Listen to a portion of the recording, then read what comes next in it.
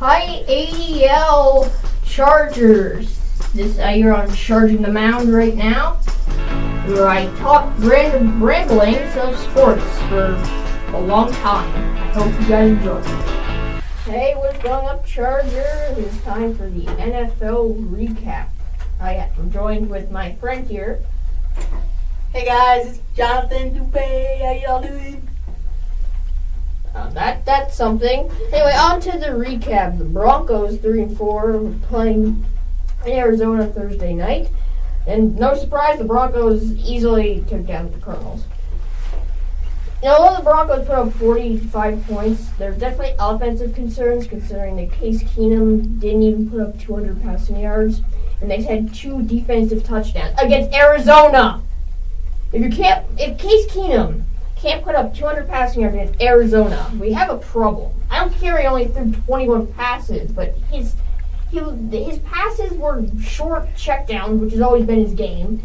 But when you play against a good defense, I don't know, the Vikings, he's not going to perform well. It's something he has to learn how to take deep shots and not rely on his running backs to play against awful defensive lines. And the Cardinals, all I can say is number 1 pick. If you're a Cardinals fan, then you're getting the number 1 pick, so good for you. Anyway, Titans and Chargers played in London, 20-19 victory for the Chargers. Rivers is definitely having an up season, and he's looked better. He had 2 50-yard plus touchdown strikes, 40 plus. And the Titans, you blew it, but Deion Lewis is emerging as the number 1 guy. He had 13 carries for 91 yards. Derrick Henry didn't even get 40 yards on 12 carries. It is a split, but Lewis is definitely taking the lead for the number 1 job.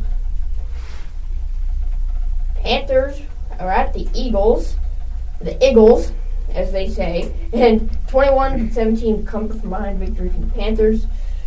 Cam Newton can't pass the ball to save his life. He was 6 for 12 with 38 passing yards. Pretty much into a long time for the game. And that was around halftime, and he had 38 passing yards. 38 passing yards. Newton cannot rely on his legs to win the game. He's a quarterback. He cannot throw consistently, and this is something that Ron Rivera has been trying to steer him towards, but he's not getting the message that sometimes you can't just rely on your legs. And in the second half, he learned, I got to throw more, and he threw for a lot more yards. He ended up with 260-plus passing yards, which is a good day. The Eagles, who blew it, the big thing for them is that Zach Ertz is shaping up to be a top tight end in the league. He had 100-plus yard receiving day again. 9 receptions. This guy is a beast. Would you agree with that? Oh yeah, I think that Ertz is definitely turning into one of the top, probably 5 in the league. But the Eagles, seriously, a 17-0 lead in the 4th quarter. Come on! On to the Vikings versus the Jets. A very big surprise. The Vikings won 37-17. I think a lot of people were very, very surprised about that. That was crazy. Thielen is tied the NFL record. Do you know who Adam Thielen is? Because he just tied the record for the most 100-yard receiving games in a row. Most consecutive. He has tied it every game. Every game he's got 100-plus receiving yards. If he gets one more, he will break the record, which Michael Irvin is part of. And it's a great, I don't know his name from 50-plus years ago, who's held on to that record for so long. And when you look into the record books, you're going to see Jerry Rice, Emmitt Smith, Adam Thielen. You're like, wait, what? Adam Thielen. But this guy is the number 1 receiver in the NFL. The Jets, all I can say is that Darnold's not saving the Jets this year. He has played very consistently. He's had up moments, down moments. That's what being a rookie is.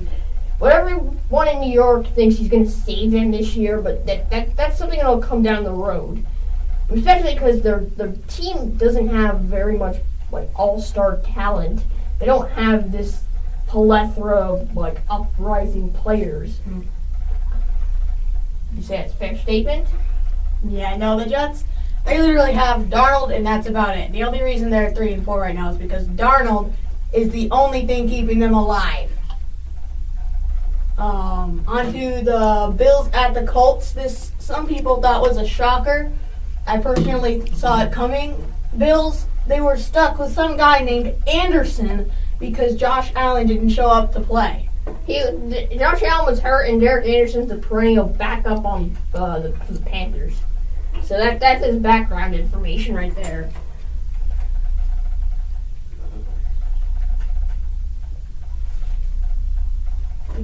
Also, I mean, the Colts, they have Andrew Luck, Marlon Mack now, and their defense, their pass rush is just top 3 in the league, and the Bills' quarterback, Derek Anderson, is just totally immobile. The Bills are a disgrace. That's how you wrap it up.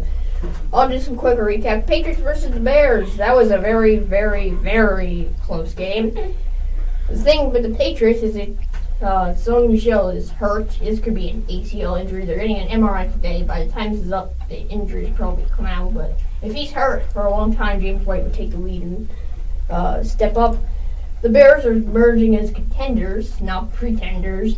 Their pass rush is great, one of the best in the league.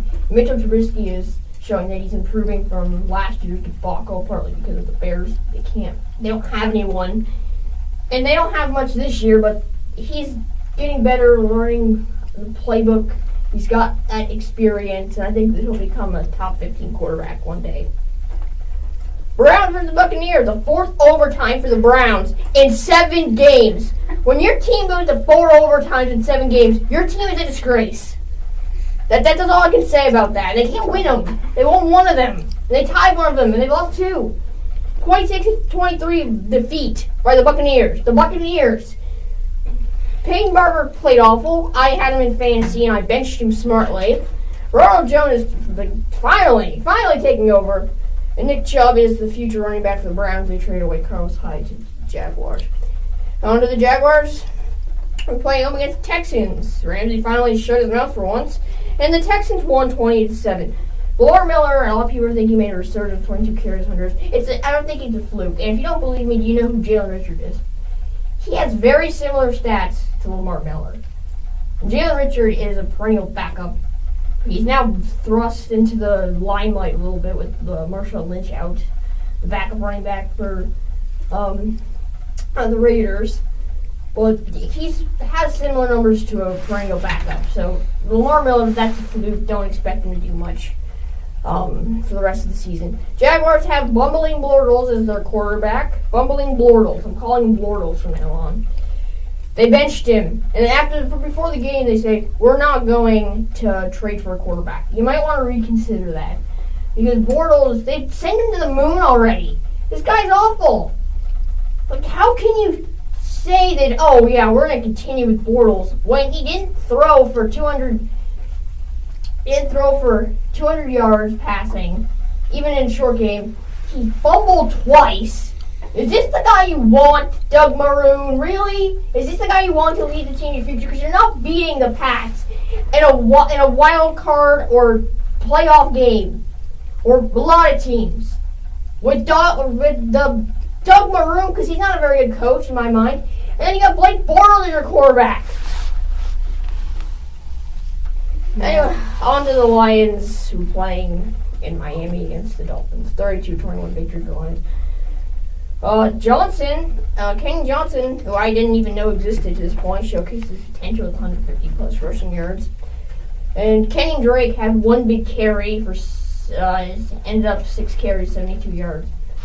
Everyone thinking, wow, this is his time. No, Frank Gore, even though he's not doing anything great, he's at least proving to be reliable enough. Kenny Drake has done nothing to make me think. Nothing to make me think that he's going to be capable of starting running back duties.